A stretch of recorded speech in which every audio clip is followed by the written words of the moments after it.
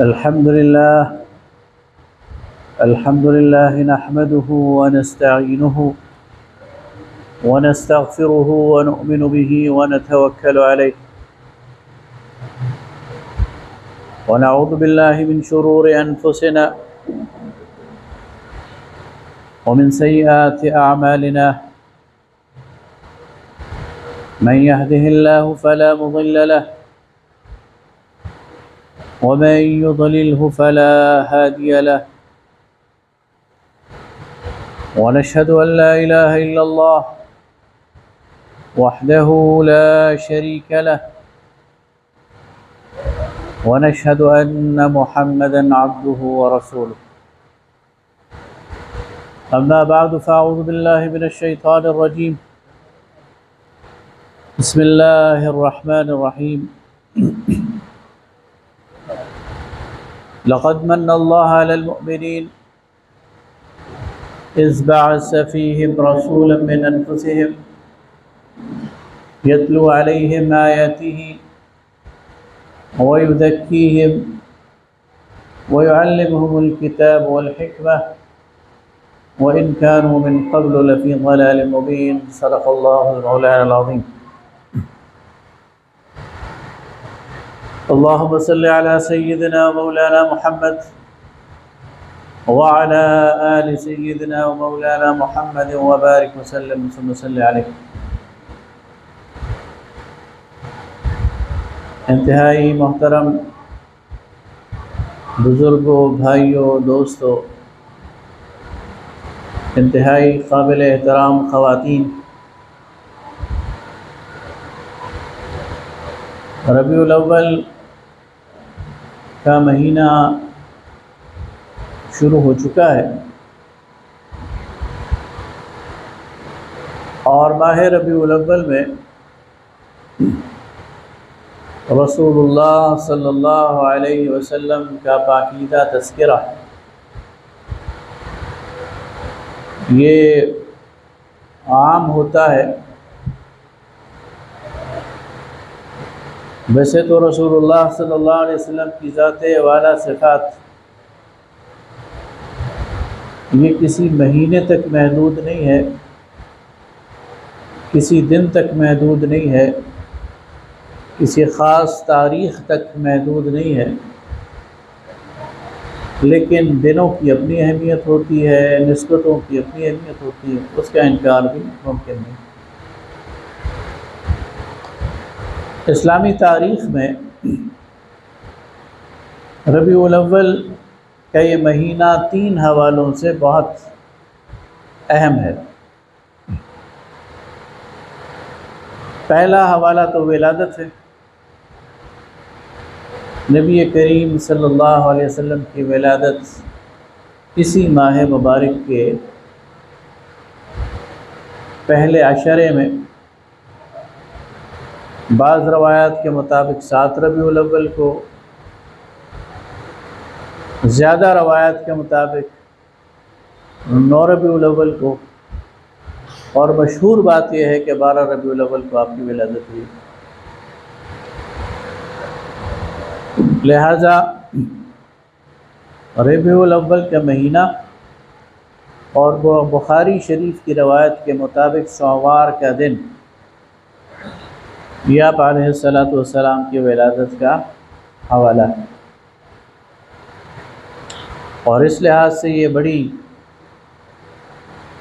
اہم ایک تاریخی حقیقت ہے کہ اللہ رب العالمین نے انسانوں پر کرم کرتے ہوئے اور انسانیت کے لیے رحمت بنا کر رسول اللہ صلی اللہ علیہ وسلم کو اس دنیا میں بھیجا.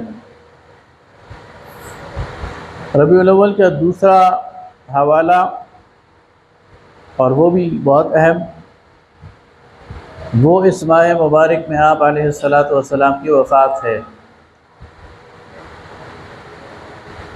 اس دار فانی سے کوچ کر کے اپنے رب سے ملاقات ہے، اور وہ بھی 12 ربیع الاول کا ہی دن تھا. اور ظاہر ہے کہ آپ صلی اللہ علیہ وسلم کا جو بشری وجود ہے، یہ آنکھوں سے اوجھل ہو جانا، یہ غم کی کیفیت ہے، تو صحابہ کرام رضوان اللہ تعالی علیہم اجمعین کے لیے یہ دن اس لحاظ سے بہت بوجھل اور بہت گراں تھا۔ ربیع الاول کا ایک تیسرا حوالہ بھی ہے، اور وہ یہ ہے کہ نبی کریم صلی اللہ علیہ وسلم نے ربیع الاول کے مہینے میں مکہ سے مدینہ کی طرف ہجرت فرمائی، اور اسلامی تاریخ میں یہ بہت اہم واقعہ ہے،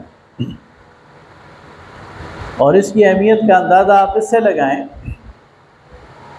کہ جب بعد میں حضرت عمر رضی اللہ تعالیٰ عنہ کے دور میں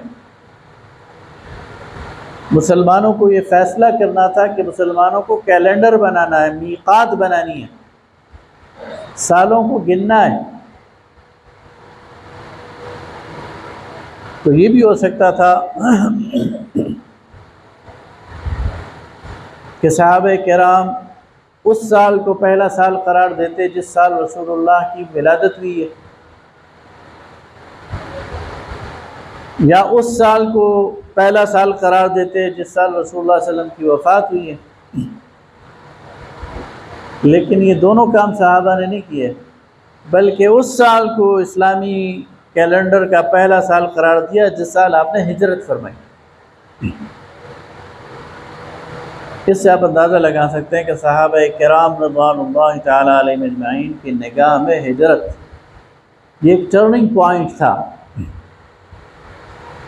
اور دراصل اسلامی ریاست کی ابتدا تھی، لہذا اس کو ابتدا قرار دے کر آج جب ہم کہتے ہیں نا 1445 ہجری، تو اس کا مطلب یہ ہے کہ نبی کریم صلی اللہ علیہ وسلم کے ہجرت کو 1445 سال گزر گئے۔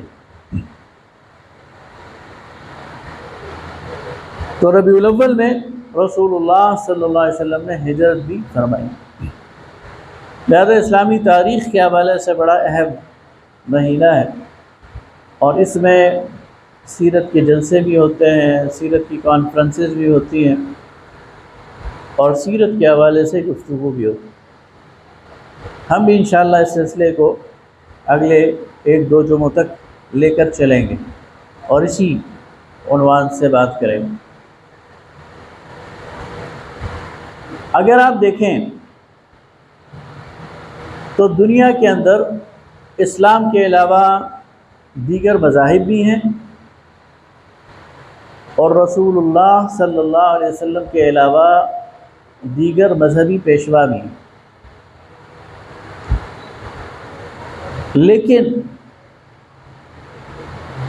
رسول اللہ صلی اللہ علیہ وسلم کے علاوہ جتنے بھی مذہبی پیشوا جنہیں ہم جانتے ہیں، ان کے بارے میں انسانوں کی معلومات بہت ہی ناقص اور کم ہے۔ مثلا ایک بڑا مذہب یہود ہے، یہودیت، اور اگر اس کے پیشوا حضرت ابراہیم علیہ السلام کو مانا جائے تو حضرت ابراہیم علیہ السلام کی 120 سالہ زندگی کا 95% حصہ وہ اندھیرے میں، بہت تھوڑی معلومات تورات میں دیتا ہے، اور بہت تھوڑی جو معلومات ہے وہ قرآن سے ملتی ہیں۔ یہودیوں کے دوسرے پیشوا جو ہمارے پیغمبر ہیں حضرت موسیٰ علیہ السلام، انہوں نے بھی کم و بیش اتنی زندگی گزاری، لیکن ان کی زندگی کا بھی بہت بڑا حصہ، ان کا چہرہ بشرا، ان کی پسند ناپسند، یہ انسانوں کی نظروں سے اوجھل۔ عیسائیوں کے مذہبی پیشوا اور پیغمبر، اور ہم بھی انہیں پیغمبر مانتے ہیں، حضرت عیسیٰ علیہ السلام، ان کے بارے میں بھی انسان زیادہ نہیں جانتے۔ ان کی زندگی کے 3-4 سال وہ انجیل میں ڈسکس ہوئے ہیں، 30 سے لے کر 33 سال تک کی ان کی عمر۔ اس سے پہلے کہاں تھے اور اس کے بعد کیا ہوا، اس کے بارے میں انسان کچھ بھی نہیں جانتا۔ یہاں تک کہ بعض مورخین اور بعض فلاسفہ کہتے ہیں کہ حضرت عیسیٰ نامی شخصیت کا وجود ہے ہی نہیں، یہ لوگوں نے ویسے ہی ایک فرضی وجود بنا دیا، اس لیے کہ ان کی معلومات نہیں ہیں۔ ہم تو اس لیے مانتے ہیں کہ قرآن نے ہمیں بتایا، ورنہ تاریخی طور پر ان کے بارے میں زیادہ معلومات نہیں۔ لیکن اچھا، اسی طرح آپ دیکھ لیں بدھ مت کے جو سربراہ ہیں گوتم بدھ، بالکل ایک واہمہ ہے، کسی کو معلوم نہیں کہاں پیدا ہوئے، کہاں فوت ہوئے، کیا خصائل تھے، چند تعلیمات معلوم ہے، اس کے علاوہ شخصیت کیسی تھی معلوم نہیں۔ زرتشت جو مجوسیت کا وہ تھا بانی، اس کے بارے میں بھی چند فقرے موجود ہوں گے، اس سے زیادہ کچھ بھی نہیں۔ ہندوؤں کا رام کسی کو نہیں معلوم کہاں پیدا ہوا، کہاں پلا بڑا، کچھ بھی کسی کو معلوم نہیں۔ یہ تنہا خصوصیت رسول اللہ صلی اللہ علیہ وسلم کو حاصل ہے کہ آپ کی زندگی پوری کی پوری روشنی میں، آپ کی ولادت سے لے کر اور آپ کی وفات تک، آپ کا بچپن، آپ کا لڑکپن، آپ کی جوانی، آپ کا چہرہ بشرا، آپ کی پسند ناپسند، آپ کی ازواج، آپ کی اولاد، اور آپ کی پوری 23 سالہ نبوی زندگی، اس کا کوئی گوشہ ایسا نہیں ہے جو مخفی ہو مسلمانوں کی زندگی آنکھوں سے۔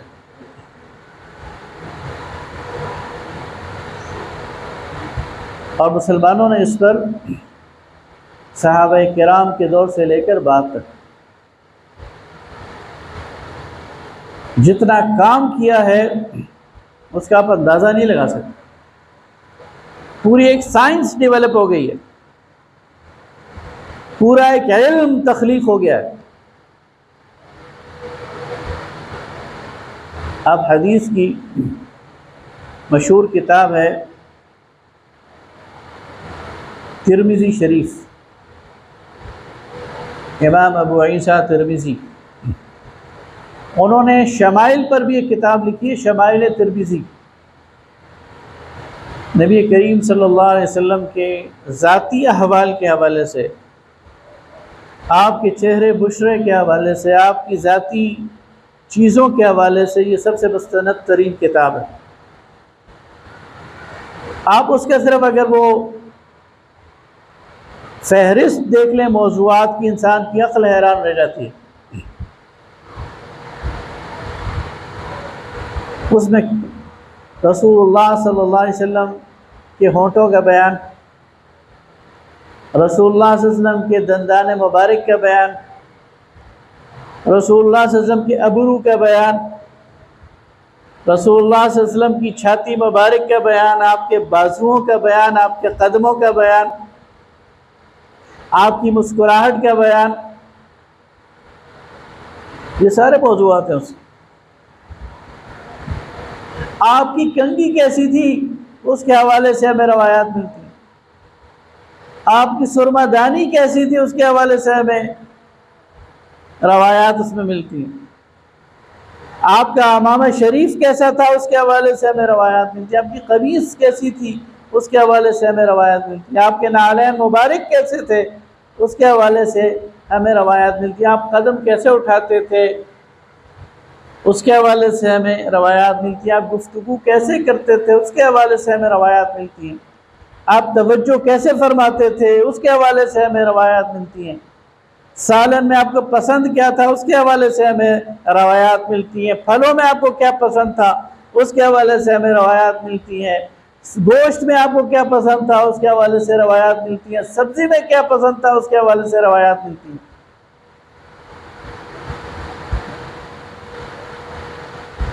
دودھ آپ کو پسند تھا، شہد آپ کو پسند تھا، یہ ساری چیزیں محدثین نے جمع کر کے ہمارے سامنے رکھ دی۔ آج 1400 سال بعد بہت واضح طریقے سے کوئی بھی شخص اٹھ کر کہہ سکتا ہے کہ میرے نبی کو یہ پسند تھا اور میرے نبی کو یہ ناپسند تھا۔ تو یہ معجزہ ہے رسول اللہ صلی اللہ علیہ وسلم کا۔ اور یہ معجزہ کیوں ہے؟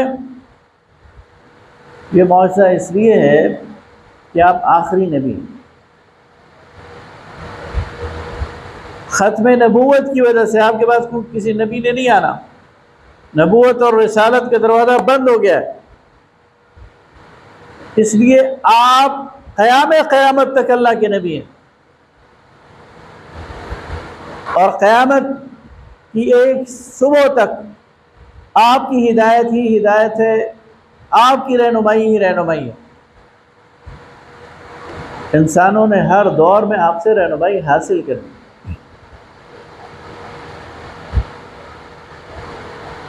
بدقسمتی سے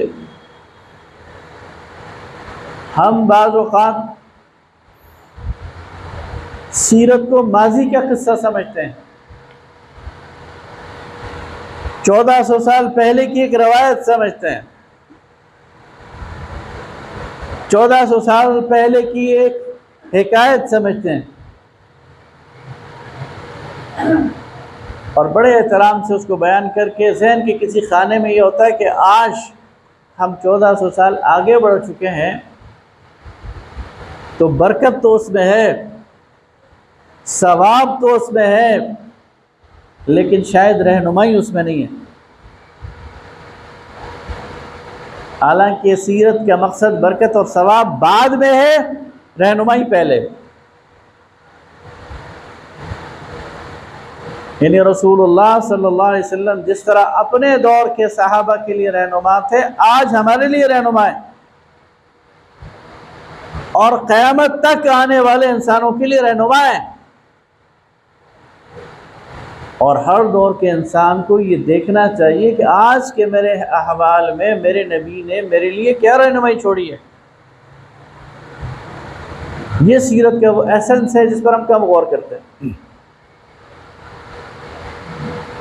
ہم چند واقعات بیان کر دیتے ہیں، پیدائش کے واقعات، وفات کے واقعات، اخلاق کے واقعات، پسند ناپسند کے واقعات، اس پہ خوش ہو جاتے ہیں۔ حالانکہ ہمیں بیان تو یہ کرنا چاہیے کہ آج ہم کیا کشید کر سکتے ہیں اس سیرت سے، اور وہ ہمیں ظاہر کی کشید کرنی چاہیے۔ اسے کہتے ہیں فقہ السیرہ، سیرت کی سمجھ بوجھ۔ ایک فقہ ہوتی ہے شریعت کی، اور ایک ہوتی ہے فقہ سیرت کی، کہ آج کے دور میں سیرت پر غور کر کے آج کے لیے رہنمائی کشید کی جائے۔ اور اصل میں ہم نے سیرت کو بعض اوقات خول میں بند کر دیا ہوتا ہے اور محدود کر دیا ہوتا ہے، اور عملاً ایک بہت بڑے طبقے کو سے محروم کر دیا ہوتا ہے۔ اس کی اگر میں آپ کو ایک سادہ سی مثال دوں یا آپ سے جائزہ لوں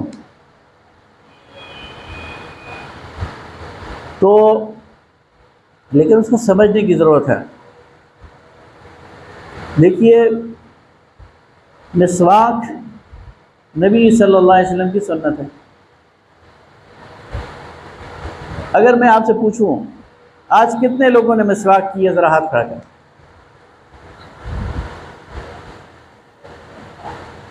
اس پورے مجمع میں 5 یا 6 لوگ، لیکن اگر میں آپ سے پوچھوں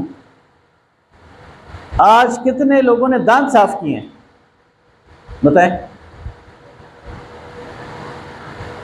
تقریباً سارے مجمع نے کی۔ یہ ہے فقہ السیرہ۔ دیکھیں، مسواک ٹول ہے، مسواک کے ذریعے رسول اللہ نے دانت صاف کیے ہیں، اس لیے مسواک کرنا سنت نہیں، مسواک ذریعہ ہے، دانت صاف کرنا سنت ہے۔ اب دانت صاف سب نے کیے، لیکن کسی کو نہیں معلوم کہ اس نے رسول اللہ کی سنت پر عمل کیا۔ اب اگر کوئی اس نیت سے کرے گا کہ یہ میرے رسول کی سنت ہے تو ثواب ہے کہ نہیں؟ اور خواہ ہم نے ثواب سے لوگوں کو محروم کر دیا۔ مسواک کی فضیلت کا میں انکار نہیں کر رہا، مسواک کریں گے زیادہ افضل ہے، لیکن کوئی کسی اور ذریعے سے دانتوں کو انگلی سے صاف کر دیتا ہے، منجن لگا کر صاف کر دیتا ہے، ٹوتھ پیسٹ سے صاف کر دیتا ہے، ٹوتھ برش سے صاف کر دیتا ہے، اصل سنت اسے پوری کر دی۔ اس لیے کہ رسول اللہ صلی اللہ علیہ وسلم نے ہمیں دانتوں کو صاف کرنا سکھایا۔ یہ ہے فقہ السیرہ، سیرت کو سمجھنا اور آج کے مطابق پھر اس پر عمل اور اس کے ذریعے انسانوں کو اس دنیا کے جو معاملات ہیں ان میں گائیڈ کرنا۔ دیکھیے رسول اللہ صلی اللہ علیہ وسلم نے ہمیں بہت خوبصورت سیرت دی ہے۔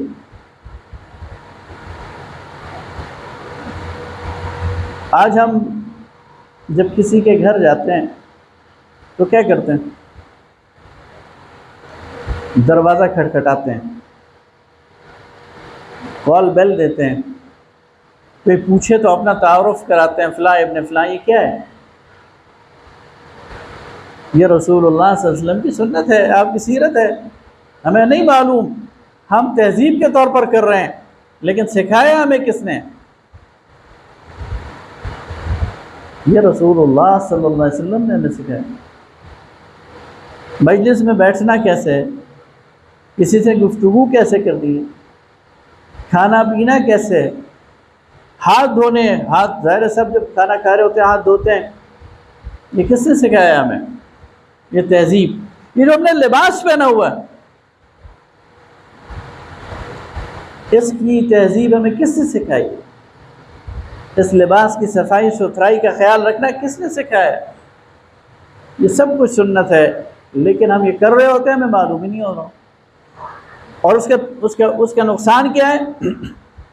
اس کا نقصان یہ ہے کہ ہم ڈسکنیکٹ ہو گئے ہیں اپنے نبی صلی اللہ علیہ وسلم سے۔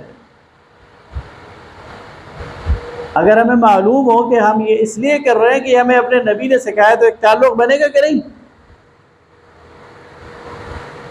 اور ایک احسان شناسی کا جذبہ پیدا ہوگا کہ نہیں؟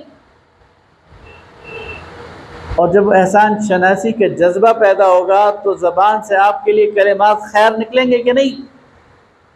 اور آپ کے لیے درود، یہ جو درود ہم پڑھتے ہیں، کیوں پڑھتے ہیں؟ یہ وہ احسان شناسی کا جذبہ ہے کہ ہم پر بہت بڑا احسان کیا ہے اللہ کے رسول صلی اللہ علیہ وسلم نے، اور جب آپ کسی پر کوئی احسان کرتے ہیں تو آپ اس کی شکریہ ادا کرتے ہیں۔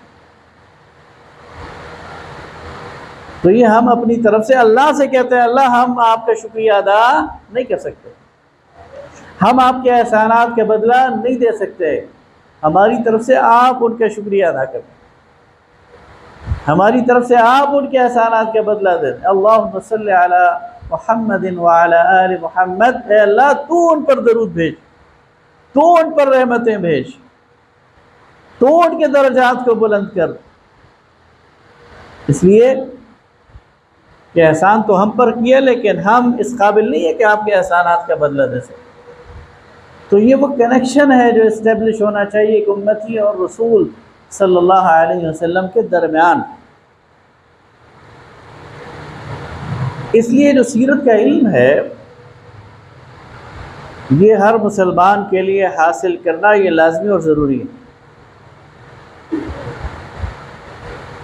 جس طرح قرآن سیکھنا یہ لازمی اور ضروری ہے، اسی طرح نبی صلی اللہ علیہ وسلم کی سیرت سیکھنا یہ ہر مسلمان کے لیے لازمی اور ضروری ہے۔ اس کے بغیر تو ہم اندھیرے میں، اس کے بغیر تو ہمارے سامنے کوئی راستہ ہی نہیں ہے۔ لہٰذا یہ جو ربیع الاول کے ایام ہے ان کو موقع بنائیں کہ ہم رسول اللہ صلی اللہ علیہ وسلم کی پاکیزہ سیرت کو سیکھیں اور اس کے متعلق معلومات حاصل کریں۔ اور اردو زبان الحمدللہ یہ اس لحاظ سے غریب نہیں ہے۔ رسول اللہ صلی اللہ علیہ وسلم کی سیرت کے حوالے سے دنیا کی 3 زبانوں میں جو کام ہوا ہے اس میں سے ایک اردو ہے، عربی زبان میں، فارسی میں اور اردو میں۔ ان 3 زبانوں کا مقابلہ دنیا کی کوئی اور زبان نہیں کرتی۔ تو اردو میں بہت بڑا ذخیرہ موجود ہے سیرت صلی اللہ علیہ وسلم کے حوالے سے، اور بہت آسان ہے۔ مثلا اردو میں جو سیرت کی امہات کتب ہیں ان میں سے ایک شبلی نعمانی کی سیرت النبی ہے صلی اللہ علیہ وسلم،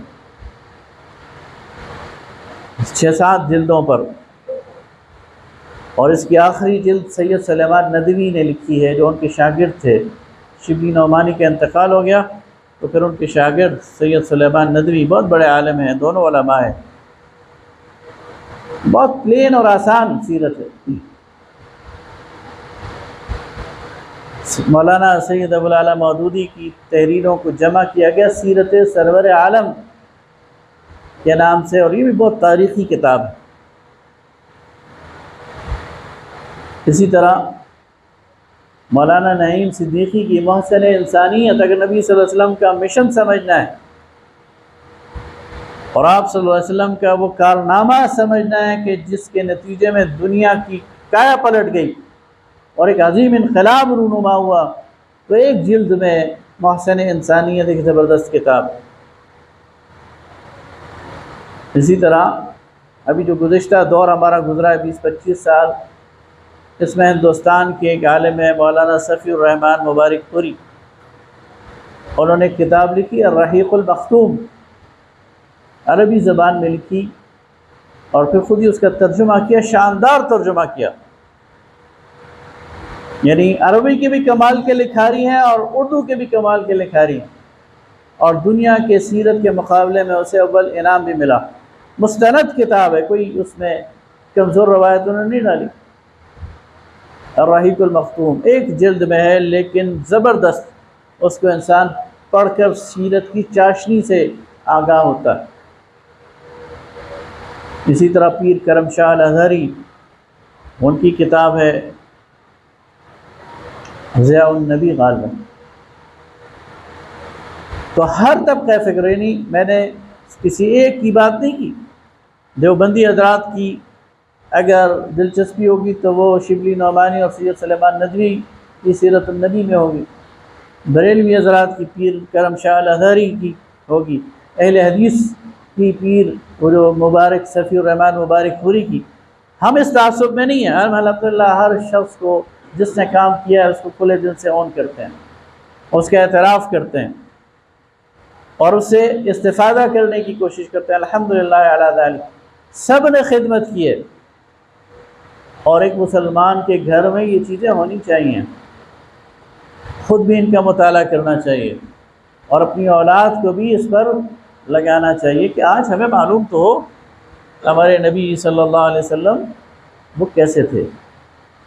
اور اسی چیز کو انشاءاللہ ہم آگے جمعوں میں لے کے چلیں گے، اور نبی کریم صلی اللہ علیہ وسلم کی ذات والا صفات سے آج کے دور کے لیے جو ہمیں رہنمائیاں ملتی ہیں انہیں ڈرائیو کرنے کی، انہیں کشید کرنے کی کوشش کریں گے۔ اور میرا یہ خیال ہے اور میری یہ گزارش ہے، اور آپ کو ہمارے مولانا ہدایت اللہ صاحب بھی کہتے ہیں کہ اگر ٹائم سے آئیں گے تو کوشش ہماری بھی یہ ہوگی کہ آپ کا وقت ضائع نہ کریں۔ ویسے مسجد میں آپ بیٹھے ہوئے ہیں نا، اور خالی بھی بیٹھے ہوئے ہیں تو یہ وقت ضائع نہیں ہوگا آپ کا۔ گھر میں بیٹھے ہیں تو وقت ضائع ہوگا، بازار میں بیٹھے ہیں تو وقت ضائع ہوگا، مسجد میں بیٹھے ہیں کچھ بھی نہیں کر رہے تو یہ وقت ضائع نہیں ہوگا، اور مسجد میں بیٹھے ہیں اور کوئی دین کی بات سن رہے تو نور علی نور، یہ ایک اضافی فائدہ ہے۔ تو انشاءاللہ آپ بر وقت آئیں گے تو ہم مزید اس پر بات کریں گے، اور کوشش یہ کریں گے کہ سیرت کے حوالے سے کنیکٹ کیا جائے، جوڑا جائے آج کی نسل کو رسول اللہ صلی اللہ علیہ وسلم کی ذات والا صفات سے، اور براہ راست رہنمائی اخذ کی جائے قرآن و سنت سے، اس لیے کہ ہمارے رہبر، ہمارے رہنما مصطفیٰ صلی اللہ علیہ وسلم ہیں، اور انہی کی ہدایت اور ان کی روشنی میں ہم آج کے اس پرفتن دور سے نکل سکتے ہیں، اور کل قیامت کے دن آپ کی شفاعت کے طلبگار بھی اسی صورت میں ہوں گے آج ہم نے اپنی زندگی آپ کی سنت کے مطابق گزاری ہو۔ آپ کا لواء الحمد، آپ کے جھنڈا، اس کے نیچے اگر ہم نے کھڑے ہونا ہے تو اس کے لیے ہمیں اپنے آپ کو کنیکٹ کرنا ہوگا رسول اللہ صلی اللہ علیہ وسلم سے۔ وآخر دعوانا ان الحمد للہ رب العالمین۔